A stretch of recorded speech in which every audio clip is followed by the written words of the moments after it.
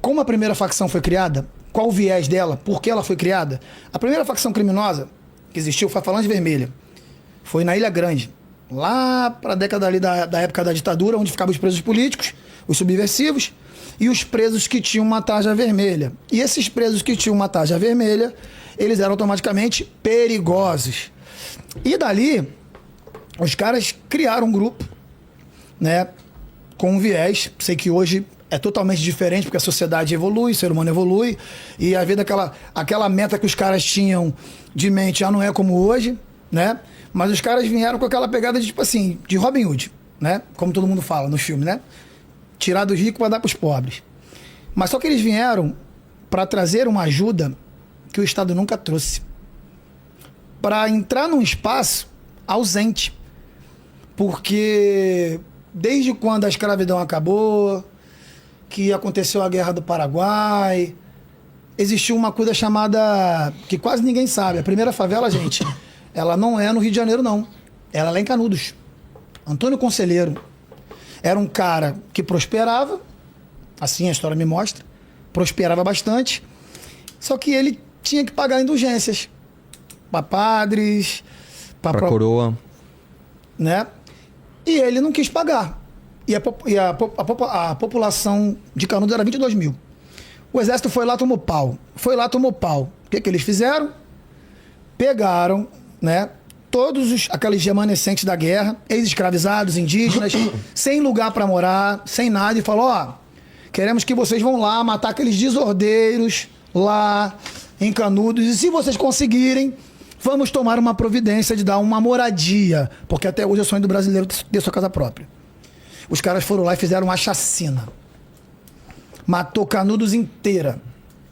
E por que favela? Favela é uma planta espinhosa, que vem da família das euforbiáceas e tal. Eu não quero entrar em biologia, nem ciência.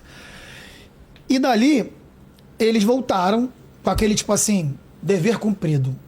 Matamos os rebeldes que queriam se rebelar contra a República, né? Ou o Império, enfim. Naquela época já não tinha mais Império. Era mais já era a parte ali de Marechal Deodoro da Fonte. Não é que não tinha Império, ainda não tinha Império. Então é isso. Então tô certo. E eles voltaram, portanto, que a Cruz de Canudos, ela se encontra, né, nesse morro que eu vou falar. E nisso, a galera foi pro alto do morro.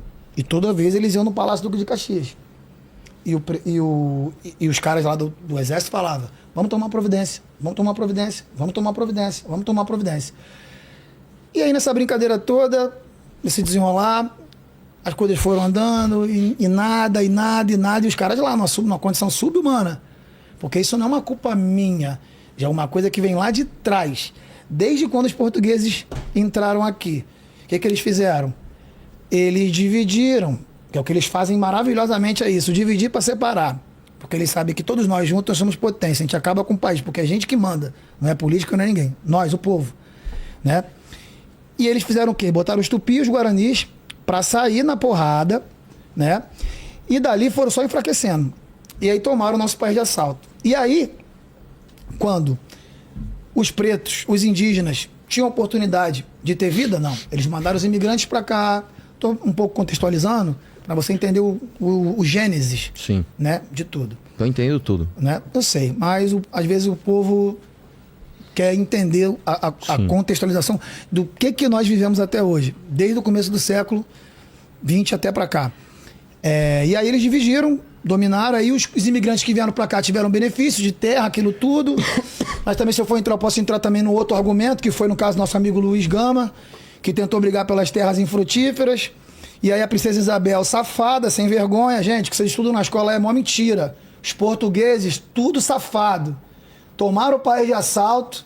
Já começou por aí. Dom João VI, quando vem pra cá, perdão, já veio no 71, porque ele deu uma volta em Napoleão Bonaparte. Mas o tempo estourou. Vocês querem que a gente tenha... Pra mim tá de boa. Vamos continuar. Então vamos fazer o seguinte. Tô tomando uma aula de história aqui. É porque a gente tem outro formato aí que cada um tem uma hora e aí vocês gastam como você quiser. Então coloca esse esquema aí.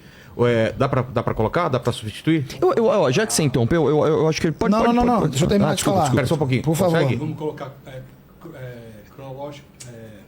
Corrido, põe corrido. Põe corrido. É pronto. aquele esquema lá. Sim. Tem os dois e cada um vai Ah, falando. aí eu e dou- vai... Fica bem, eu Aí eu acho que vou- tá bom assim. O que você acha? É o regressivo, Pra mim tá estoque de tempo. maravilhoso. Bom, 50. É 60, pode ser. bom, vambora. E a galera queria, né, cara, a terrazinha frutífera pra dar pro povo preto. E a princesa Isabel, junto com a rapaziada, falou: não, vamos assinar aqui, porque, poxa, se eles conseguirem, os abolicionistas conseguirem as terras, vai dar ruim. Então libera eles, sem voto, sem comida, sem roupa, sem nada. E aí os caras saem, aí entra na Guerra do Paraguai, vai até Canudos, e aí até se torna Morro da Providência, depois se torna Morro da Formiga, Morro do Paulo de Caeiro, Morro do Livramento, Morro da Favela, até se tornar Morro da Formiga. E hoje, a gente se encontra num país de 215 milhões, com 15 milhões morando na favela, e com uma população pobre, né? Nós somos 97,7% de pobre contra 0,3% de rico, né? Então, assim, eu acredito... A conta saiu errada, mas tudo bem. Não, então, Vai. se tiver o dado aí, gente... Não, é 96, se você tá falando de 97% pobre, sobram 3% de ricos. Mas tudo bem, vamos lá. Mas Uma precisão só, vamos Mas é a pirâmide, né, do iluminismo, né, que foi criada lá na França, lá aquela pirâmide bonitinha, né, que é os burgueses, o clero, o militar para meter a porrada na gente, os emergentes e nós que segura a base. Então, assim, desde esse início, cara, as culturas, elas foram sempre perseguidas, desde a capoeira. Por quê? O governo sempre tinha medo de, quando via negros, pessoas periféricas junto, de ser revolução. E as pessoas nunca queriam revolução, as pessoas só queriam fazer seu trabalho, queriam fazer sua música. Então, assim, a gente vai passando o século e não muda, porque o samba sofreu a mesma coisa, sabe? Foi o lance da vadiagem, né? Aí entra a tia Ciata, que o samba ele só resistiu porque ela curou uma doença que o presidente Venceslau Braz tinha na perna. E aí o presidente falou: o que você quer em troca? Ela falou: quero que ninguém deixe atrapalhar meu samba. Quero que bote 2 seguranças seu para ninguém lá atrapalhar a gente. Aí daí surgiu